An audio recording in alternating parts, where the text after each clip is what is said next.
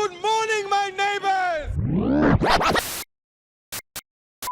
Ladies and gents, it's Wednesday, which means it's a London day for yours truly, which means, here you go, have a clumsily and cack-handed thrown together alternative paper review.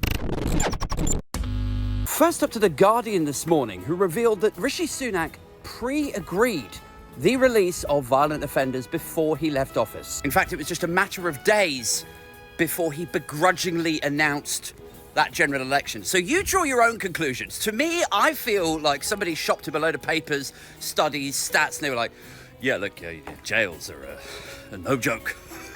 You're going to have to release violent offenders to free up some space for the new arrivals. So I don't know how you're going to market that to the electorate, Mr. Tough on Crime. And Sunak presumably shrugged and sighed and, held up these documents, looked back at his spads and said, ugh.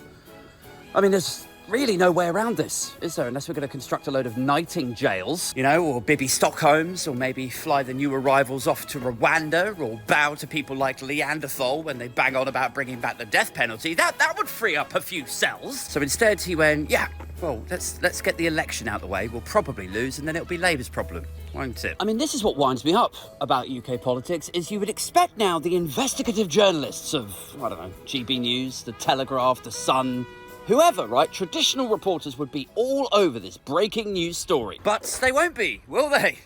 It will be misrepresented and contorted and reframed and reported back to you as though this is, look, Labour have only been in office for a week and they're already releasing violent offenders because they're so bloody woke. It also adds a brand new sheen of hate to Rishi Sunak, doesn't it? Because just when you were starting to kind of maybe forgive him a little bit, just when he was starting to appear reasonable and measured. Like his concession speech outside Number 10, his appearance at PMQs last week, he's a different guy.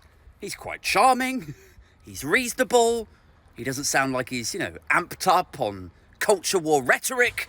Just when you were starting to think, maybe once the cameras are off, maybe once the pressure is off, maybe he's an all right guy. And then a story like this comes up, which is essentially another example of him politicking, of him putting party above country again. And then you just think, maybe I would be happier if he just flew off to America, In fact, maybe we go one better. Is there any chance of him giving a speech at a Donald Trump rally?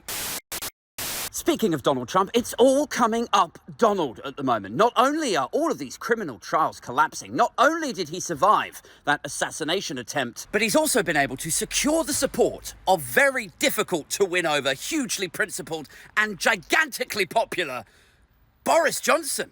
That's right, guys. The shamed, still banned from Parliament, horny albino yeti Boris Johnson took a break from performing to pretty much nobody at the Republican National Convention. I'm serious about that, by the way. I have done fuller gigs at the Edinburgh Fringe to take this supportive thumbs-up photo next to his convicted for corporate fraud and found liable for rape friend, Donald Trump. Like, it's the stupidity that gets me. I mean, sure, right now, there is a lot of support for Donald Trump following that assassination attempt. A lot of love, a lot of rallying around the flag. I can understand why it might appear to be advantageous for Boris Johnson to be pictured next to the guy who is most likely about to become president of the United States again. I could kind of see that. But do they not have any medium or long-term kind of sensibilities to them? Does this clown not have any PR advisors who are just tapping him on the shoulder like, Mr. Johnson, I don't know if this photograph is going to age well. And he'd be like, what are you talking about? Sounds like balderdash. Well, at some stage, you're going to want to make a political comeback of some description, are you not?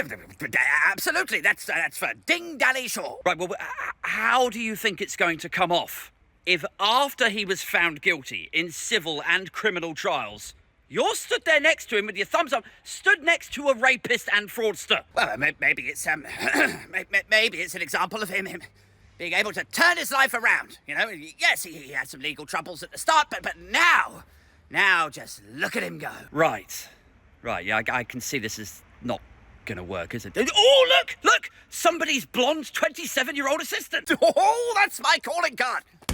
It's the alternative paper review. Finally to the Times, who report that locals will lose the right to block new housing developments. This is Labour's solution to the problem of NIMBYs, not in my backyard. That sort of class of homeowner, usually in their 60s, 70s and 80s, who bought their houses for 2 pence in the 80s. Now they're worth like £1 million, backing onto some countryside, and they accept there's a housing crisis. They rail against their own children who are still forced to live with them in the family home in their 30s and 40s and 50s.